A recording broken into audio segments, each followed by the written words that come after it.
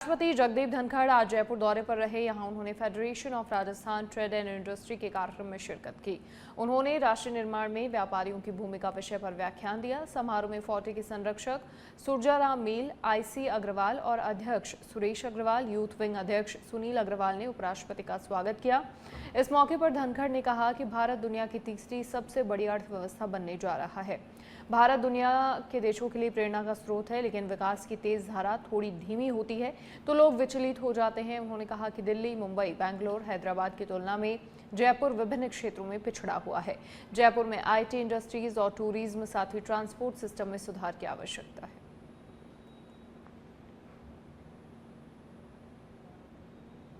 केंद्रीय पर्यावरण, वन एवं जलवायु परिवर्तन मंत्री और अलवर सांसद भूपेंद्र यादव की अध्यक्षता में जिला सचिवालय खैरथल तिजारा में दिशा समिति की बैठक का आयोजन हुआ। बैठक में मंत्री ने अधिकारियों को निर्देश दिए कि वो टीम भावना से कार्य करते हुए जन कल्याणकारी योजनाओं का लाभ पात्र लोगों तक समय पर पहुंचाएं। जल जीवन मिशन की समीक्षा करते हुए उन्होंने अधूरी परियोजनाओं और लापरवाही को लेकर भी नाराजगी जाहिर की। पाइपलाइन के बाद सड़क मरम्मत नहीं करने वाले ठेकेदारों पर कार्रवाई के निर्देश दिए। जिले के 18वीं रैंक को सुधारने के लिए ठोस और समयबद्ध कार्य योजना बनाने पर जोर दिया। स्वच्छता, स्वास्थ्य और सौर ऊर्जा योजनाओं की भी समीक्षा हुई। मंत्री ने स्पष्ट किया कि जल आपूर्ति, स्वच्छता और स्वास्थ्य जैसे विषयों में किसी प्रकार की लापरवाही बर्दाश्त नहीं की जाएगी। बैठक संपन्न हुई। इस दिशा की बैठक के अंतर्गत खैरथल जिले में चल रहे जल जीवन मिशन के कार्यों की समीक्षा की। गर्मियों को लेकर के जो नए बोरिंग किए जाने हैं,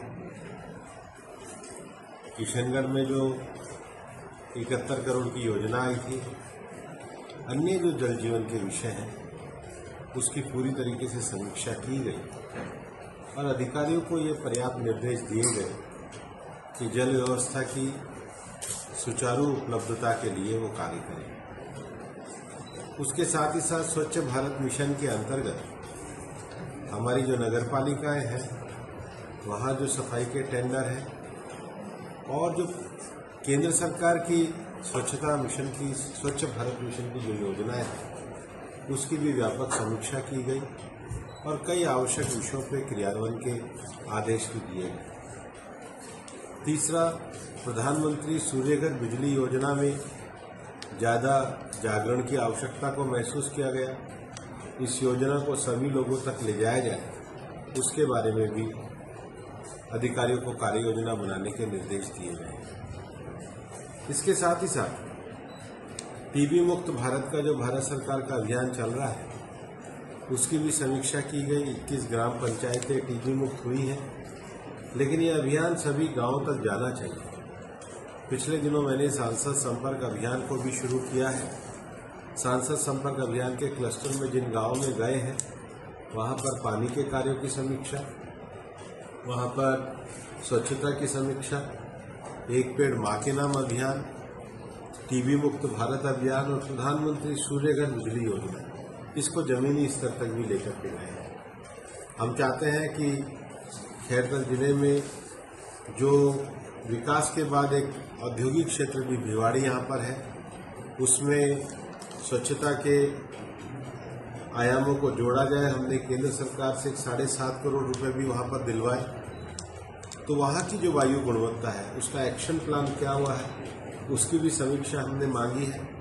कल हमारे प्रभारी मंत्री किरोड़ीलाल मीणा जी भी आएंगे और उनके माध्यम से भी हमने कहा है कि भिवाड़ी में जो जल भराव की समस्या है उसका भी उचित। सवाई माधोपुर में एसीबी लगातार भ्रष्ट अधिकारियों और कर्मचारियों पर शिकंजा कस रही है। इस कड़ी में एसीबी ने एक हेड कांस्टेबल को रिश्वत लेते रंगे हाथ दबोचा है। एसीबी ने हेड कांस्टेबल रणजीत सिंह को 10,000 रुपए की रिश्वत लेते रंगे हाथों गिरफ्तार किया है। हेड कांस्टेबल ने रवांजना डूंगर थाने में दर्ज एक मामले को रफा दफा करने की एवज में रिश्वत की मांग की थी। अंतर्राष्ट्रीय हिंदू परिषद के अध्यक्ष प्रवीण तोगड़िया अपने 1 दिवसीय दौरे पर पाली पहुंचे, जहां सूरजपोल पर कार्यकर्ताओं ने ढोल नगाड़ों के साथ उनका स्वागत किया।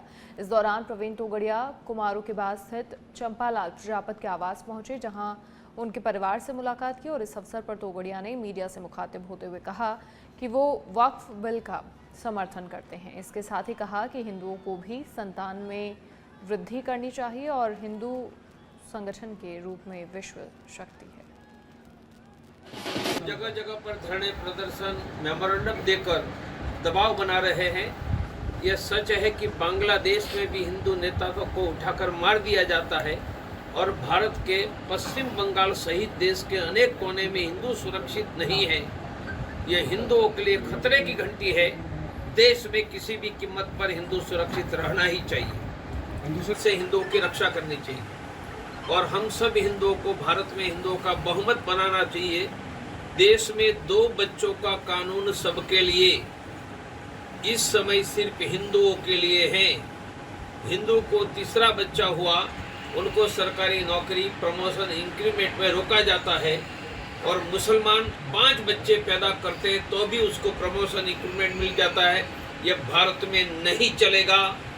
सबके लिए 2 बच्चे का कानून नहीं बनाते हैं तो हमारा नारा रहेगा 3 बच्चे हिंदू। श्रीगंगानगर दौरे पर रहे बीजेपी नेता सुमेधानंद सरस्वती ने वक्फ कानून को लेकर विवादित बयान दिया है। बीजेपी नेता ने बीजेपी कार्यालय में आयोजित एक प्रेस कॉन्फ्रेंस में वक्फ कानून संशोधन विधेयक पर बोलते हुए कहा कि मैंने भी कुरान पढ़ी है और कुरान के मुताबिक वक्फ की संपत्ति खाने वाला हरामी होता है और कुरान शरीफ में खुदा की संपत्ति को खाना हराम माना गया है और कुरान के मुताबिक इनका कत्लेआम होना चाहिए। बीजेपी नेता का विवादित बयान आने से वक्फ कानून को लेकर राजनीति और गरमा सकती है।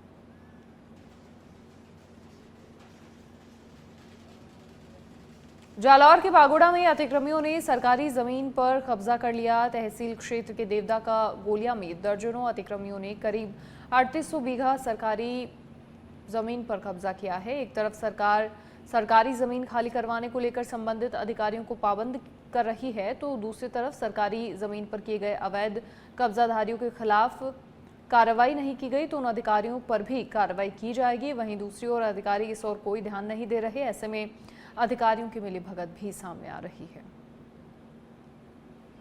सोताराम। हाँ, क्या मांग है आपकी?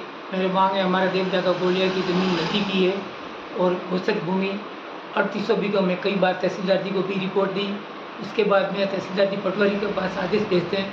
पटवारी साहब उसको महीना 2 महीना राख के बाद में फसल काटने के बाद में उसकी 90 बंद बनाते हैं तो 100-2 रुपये 100 का जरी बना उसके बाद में करते हैं और लाखों करोड़ों रुपये की फसल ले रहे हैं उसको पटवारी उसके और तहसीलदार मिलकर उसका 90 बंद के कम पैसे 200 लाखों रुपये की फसल लेते हैं और कार्रवाई नहीं करते हैं। उसके बाद में मैं कोर्ट में इसकी कार्रवाई मांग करूँगी। टोटल कितनी ज़मीन है सरकारी बीघा वहाँ पे जो ये अवैध कब्जा करके सिंचाई कर रहे हैं? 3800 बीघा जमीन सरकारी करीबन 5 किलोमीटर लंबी नदी है। उसके नदी के किनारे में सब सरकारी ज़मीन है। उसमें 2022 में तहसीलदार बागोड़ा ने अतिक्रमण हटाया। उसके बाद में पटवारी मिलकर पासी उसकी फसल स्टार्ट कर रहे हैं। आपने कितनी बार शिकायत की? मैंने 2-3 बार शिकायत दी। उसके बाद में तहसीलदार जी पटवारी को भेजते हैं। पटवारी 2-3 महीना फसल काटने के बाद वरालू फसल की रिपोर्ट देता है तो 7 महीना के बाद 90 बंद बनाते हैं और हियालू फसल को 2 महीना के बाद में उसको फसल काटने के बाद में उसका 90 बंद कम बनाकर पेश करते हैं। अब अगर तहसीलदार ने कोई कार्रवाई नहीं की तो आप क्या कोर्ट जाओगे? हम कोर्ट जाने के लिए कोर्ट। पश्चिम बंगाल में लगातार हिंदुओं पर बढ़ते अत्याचार को लेकर विरोध जताया जा रहा है। कलेक्ट्रेट पर विश्व हिंदू परिषद के कार्यकर्ताओं ने जोरदार प्रदर्शन कर ममता बनर्जी की सरकार को बर्खास्त करने की मांग की है। सभी ने जिला कलेक्टर को राष्ट्रपति के नाम 4 सूत्रीय ज्ञापन दिया। पश्चिमी बंगाल में हिंदुओं के साथ जो अत्याचार हो रहे हैं ममता सरकार के द्वारा करवाए जा रहे हैं, इसके विषय में राष्ट्रपति महोदया को ज्ञापन देने के लिए हम आए हैं कि वहाँ की सरकार को बर्खास्त करके राष्ट्रपति शासन लागू करवाया जाए। आज क्या किया आप लोगों ने? हमने जुलूस के रूप में ज्ञापन देने के लिए प्रदर्शन किया। यहाँ के प्रशासन को भी जो हिंदुओं के साथ कुछ यहाँ गलतियाँ हो रही है, जो मुस्लिम लोग यहाँ पर मुखर होकर कब्जे कर रहे हैं, उनके खिलाफ सबके खिलाफ एक रोष प्रकट करके ज्ञापन किया। प्रताप सिंह नागदा। देखिए, इस्लामिक जिहादी षड्यंत्र दारुल अरब से दारुल इस्लाम बनाने का जो षड्यंत्र चल रहा है उसके तहत ही वक्फ बोर्ड का निर्माण हुआ था और उस वक्फ बोर्ड पर कानून अभी बना है और वक्फ बोर्ड के माध्यम से भारत का संसद तो क्या सर्वोच्च न्यायालय और बड़े बड़े कलेक्ट्रेट ऑफिस सबको उन्होंने वक्फ बोर्ड की संपत्ति घोषित कर दिया था। भारत को अफगानिस्तान बनाने का षड्यंत्र चल रहा था। भारत सरकार ने वक्फ बोर्ड पर कानून बनाया, राष्ट्रपति जी की मोहर लगी। उसके बाद वक्फ बोर्ड कानून के नाम पर जगह जगह दंगा फैलाया जा रहा है। पश्चिम बंगाल में थाने से केवल 5-10 कदम की दूरी पर हिंदुओं के साथ जितना निर्मम तरीके से अत्याचार किया, वहाँ की माताओं बहनों के साथ बलात्कार हुआ और हिंदुओं की नृशंस हत्याएं की गई, ऐसा केवल मुर्शिदाबाद में ही नहीं, बंगाल के कई जिलों में ऐसी घटनाएं हुई, जिनको लेकर विश्व हिंदू परिषद के माध्यम से देश भर में मांग की जा रही है कि पश्चिम बंगाल में ममता जिहादी सरकार को तुरंत बर्खास्त करके राष्ट्रपति शासन लागू किया जाए। इसके लिए शीघ्र अतिशीघ्र जो भी करना पड़े वो भारत सरकार करे। योगेश रेनवाल।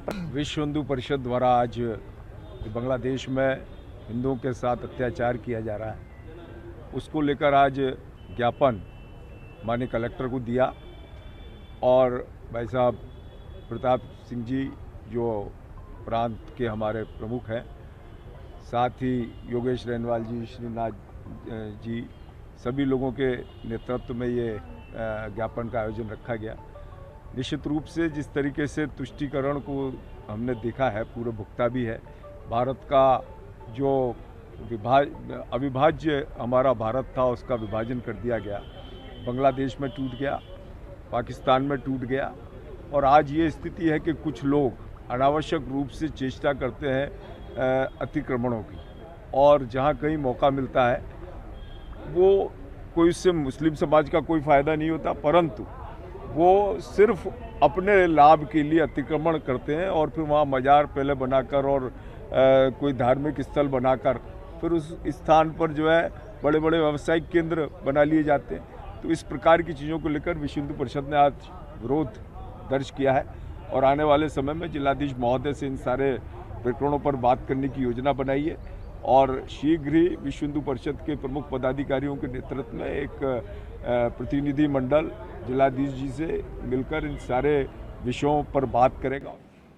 खैरथल तिजारा के कलेक्ट्रेट से चौंकाने वाली घटना सामने आई है, जहां विकास अधिकारी और जिला परिषद के अतिरिक्त सीईओ ने पुलिस में रिपोर्ट दर्ज करवाई है, जिसमें कोर्ट कासिम के प्रधान डॉक्टर विनोद कुमार सांगवान ने उनके साथ कलेक्ट्रेट परिसर में मारपीट की है। इस घटना से प्रशासनिक हलकों में हड़कंप मच गया है। अधिकारी ने राजकार्य में बाधा और जान से खतरे की शिकायत कर प्रधान पर कानूनी कार्रवाई की मांग की है। मामला है क्योंकि आप भी वहाँ मौजूद थे, बीच बचाव किया आपने, क्या पुराना घटनाक्रम चला आ रहा है, किस पूरी प्रक्रिया रही और आगे क्या सावधानी या किस तरह की आगे प्रक्रिया रही? हमारे एसईओ है, आरडीएस है वो संजय यादव, उसका प्रधान को लेकर उनकी कोई नोक-झोंक पहले कोई बात हुई थी, आज उसको हमने सेटल करा दिया था। सेटल कराने के बाद उनको वीडियो साहब को मैंने एसईओ साहब को बाहर निकाल दिया था चैम्बर से, आप जाओ अपने कमरे में। वो अपने कमरे में जा रहे थे, पीछे से प्रधान जी गई तो उनके आपस में दोनों का चित्तौड़गढ़ के कपासन में पश्चिम बंगाल में हिंदू समाज के लोगों पर हो रहे अत्याचारों के विरोध में विश्व हिंदू परिषद, बजरंग दल और सर्व हिंदू समाज ने राष्ट्रपति के नाम ज्ञापन सौंपा। कार्यकर्ताओं ने पश्चिम बंगाल की वर्तमान स्थिति पर रोष व्यक्त करते हुए जोरदार नारेबाजी की। उपखंड कार्यालय पहुंचने पर राष्ट्रपति के नाम संबोधित ज्ञापन उपखंड अधिकारी राजेश सुवालका को सौंपा गया। कोटा से खबर, जहां 3 दिवसीय राष्ट्रीय अंडर 20 कुश्ती प्रतियोगिता के दूसरे दिन जोरदार मुकाबले हो रहे हैं। 26 राज्यों के 800 पहलवानों के बीच दंगल, महिला खिलाड़ी सम्मान और पुरस्कार वितरण समारोह आयोजित होगा। उप मुख्यमंत्री दिया कुमारी कार्यक्रम की मुख्य अतिथि होंगी। विधायक संदीप शर्मा और कल्पना देवी भी मौजूद रहेंगे।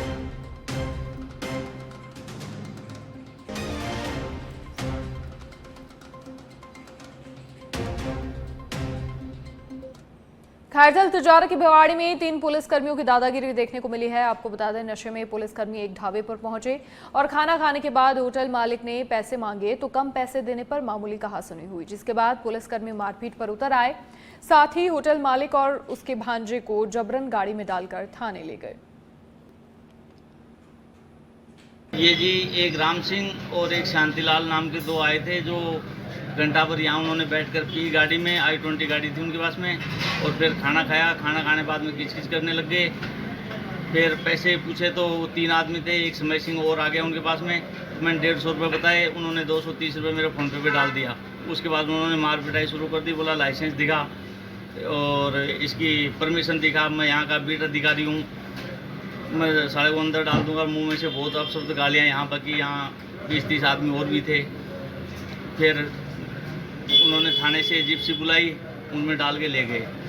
जिप्सी में कौन कौन आया था बाद में? जिप्सी में सुरेंद्र के नाम का एक था और एक ड्राइवर था अमराराम।